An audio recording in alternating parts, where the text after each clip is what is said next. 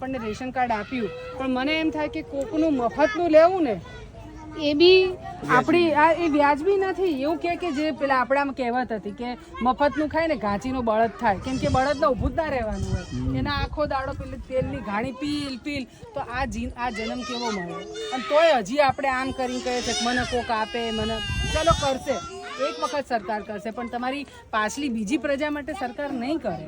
અને એના માટે તમારે બાળકોને ભણાવવા પડશે, તમારે ધંધા સરસ કરવા પડશે, તમારે અવેરવું પડશે તમારું, બરાબર. 10 રૂપિયા કમાવ છો તો એમાંથી 5 રૂપિયા બચત કરવી પડશે, જેથી તમે સારી જગ્યાએ રહેવા. હવે આપણે અહીંયા ગંધવેડામાં જ પડ્યા છીએ, કેવી બીક લાગે છે પેલી જગ્યાએ કે જઈશું કોઈક દારૂવાળા આવશે ને બેન અમને એમ હેરાન કરે ને તે.